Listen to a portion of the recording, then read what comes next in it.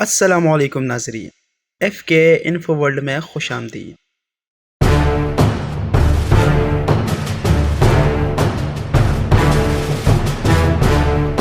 دریا جہلم اور اس کے آس پاس کے علاقوں میں غیر مسلم کھکروں کے خلاف بہترین جرأت مندی اور بہادری کا مظاہرہ کرنے پر نہ صرف شہاب الدین غوری شمس الدین التمش سے بے حد خوش ہوا، بلکہ اس کی کارکردگی پر قطب الدین ایبک نے بھی خوشی اور پسندیدگی کا اظہار کیا۔ قطب الدین ایبک کی 3 بیٹیاں تھیں۔ اس نے اپنی ایک بیٹی تو التمش کے نکاح میں دے دی، ایک دوسرے سردار ناصر الدین قباچہ سے بیاہ دی تھی۔ سلطان قطب الدین ایبک کے آخری دور تک التمش بدیوں کا حکمران رہا۔ قطب الدین کی وفات کے بعد دلی کے امراء اور ارکان سلطنت نے التمش کو تخت نشینے کے لیے دلی آنے کی دعوت دے دی۔ التمش بدیوں سے اپنے امراء اور دیگر سالاروں اور ایک لشکر کو لے کر دلی پہنچا۔ تخت نشین ہونے کے بعد التمش نے شمس الدین کا لقب اختیار کیا۔ التمش نے ہجری 607 میں حکومت کی باغ ڈور سنبھالی اور دہلی کا سلطان بننے کے ساتھ ہی التمش نے جو پہلا کام کیا وہ یہ کہ سلطان قطب الدین کے عہد کے امراء اور درباریوں کو اپنے لطف کرم سے خوب نوازا اور انہیں اپنا ہم نوا بنا لیا، اور یوں گزشتہ دور کے تمام معزز امراء اور سالار التمش کے حق میں ہو گئے اور اس کی تخت نشینی پر خوشی کا اظہار کرنے لگے۔ لیکن ایک گروہ التمش کے اس تخت نشینی کو برداشت نہ کر سکا۔ کچھ امراء جن میں زیادہ تر ترک شامل تھے، وہ غرور کے نشے میں سرشار ہو کر التمش کے خلاف سرکشی کے خواب دیکھنے لگے۔ لہٰذا کچھ باغیوں نے بہت سے امیروں کو اپنے ساتھ ملا کر التمش کو اپنے سیاسی چالوں میں پھنسانا چاہا اور دلی کی گردنواں سے اچھا خاصا ایک لشکر جمع کر لیا۔ التمش کو جب ان باغی امراء کی اس طرح سرکشی اختیار کرنے کا علم ہوا تو وہ لشکر لے کر نکلا۔ دلی کے قریب دونوں لشکر ایک دوسرے کے آمنے سامنے ہوئے۔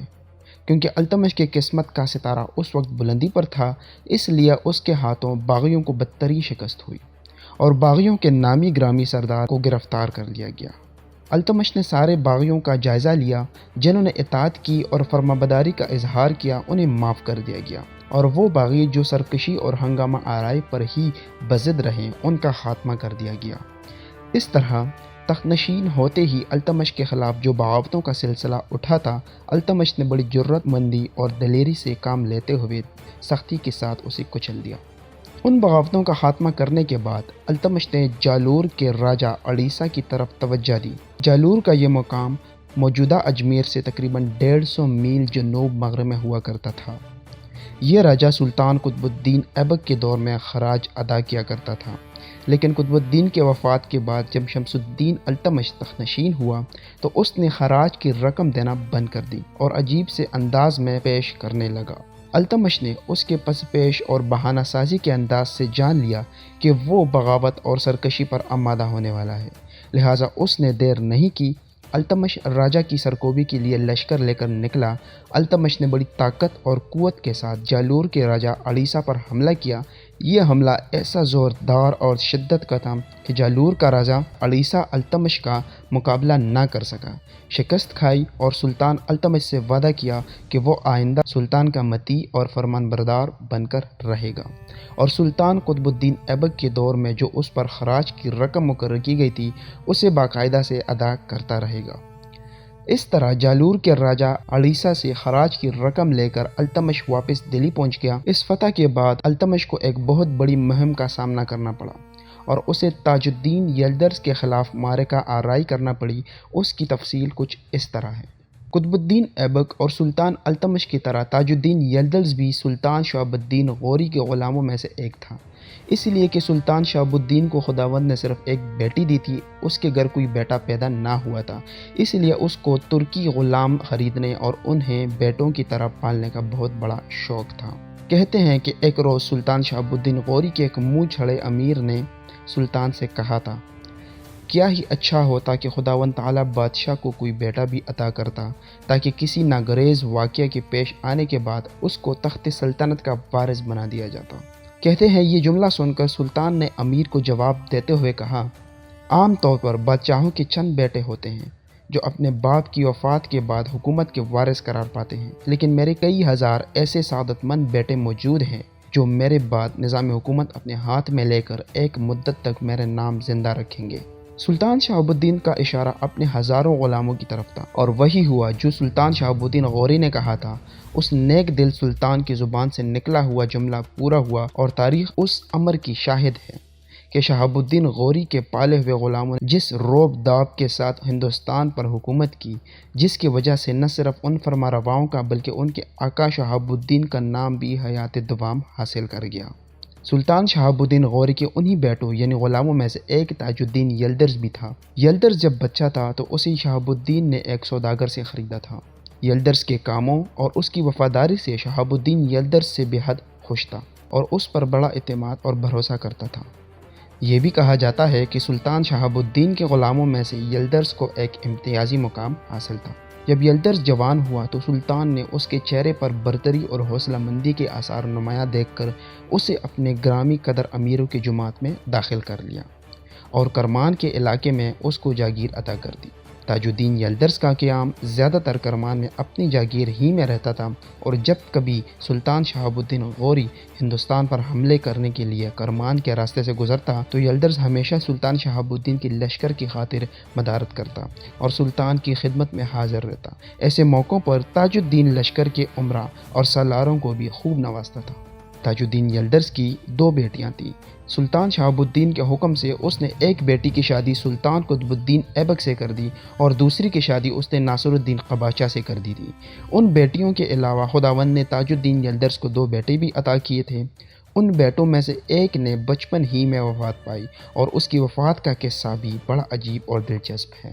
مورخین کہتے ہیں کہ تاج الدین نے اپنے اس عزیز جان بیٹے کو تعلیم دینے کے لیے ایک استاد مقرر کیا تھا۔ ایک روز یہ استاد اپنے شاگرد شہزادے سے ناراض ہوا اور غصے میں کوڑا اٹھا کر اس کے سر پر دے مارا۔ چونکہ تاج الدین یلدرز کے اس بیٹے کا آخری وقت آ چکا تھا، اس لیے اس کی روح قفس عنصری سے پرواز کر گئی اور وہ مر گیا۔ یلدرز کو اس واقعے کی اطلاع ملی تو فوراً مکتب میں گیا۔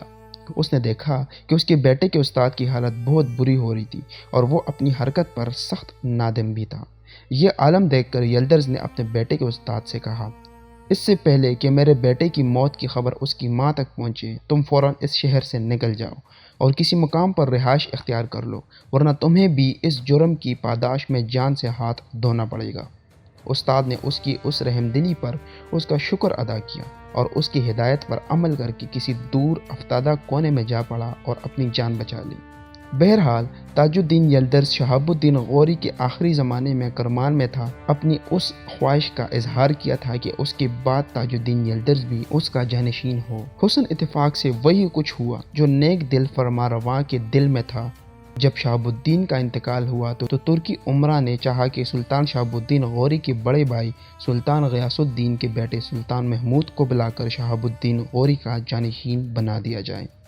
ان امراء نے ایک خط سلطان محمود کی خدمت میں روانہ کیا اور اسے غزنی بلایا۔ اس وقت سلطان محمود نے فیروز کوہ کے مقام پر قیام کیا ہوا تھا اور یہ علاقہ اس کے باپ غیاث الدین کے دور حکومت میں بڑی اہمیت کا علاقہ خیال کیا جاتا تھا۔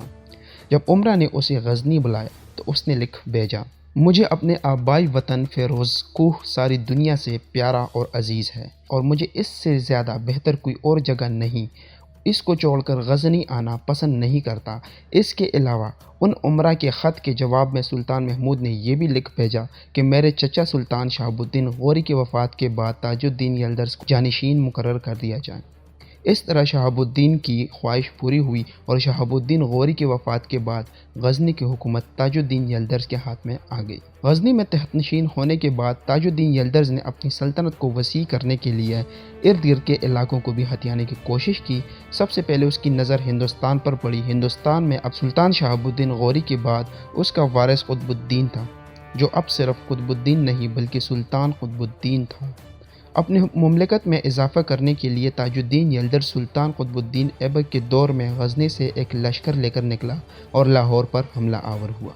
قطب الدین کو جب خبر ہوئی تو وہ بھی ایک لشکر کے ساتھ نکلا۔ پنجاب کے وسیع علاقے میں قطب الدین ایبک اور تاج الدین یلدرز کے درمیان جنگ ہوئی، جس کے نتیجے میں قطب الدین ایبک نے یلدرز کو بدترین شکست دے کر مار بھگایا، یہاں تک کہ قطب الدین ایبک اس کا تعاقب کرتے ہوئے غزنی تک جا پہنچا اور غزنی کو بھی اپنے گرفت میں لے لیا۔ بعد میں تاج الدین یلدرز بھی غزنی کا حاکم مقرر کر دیا گیا۔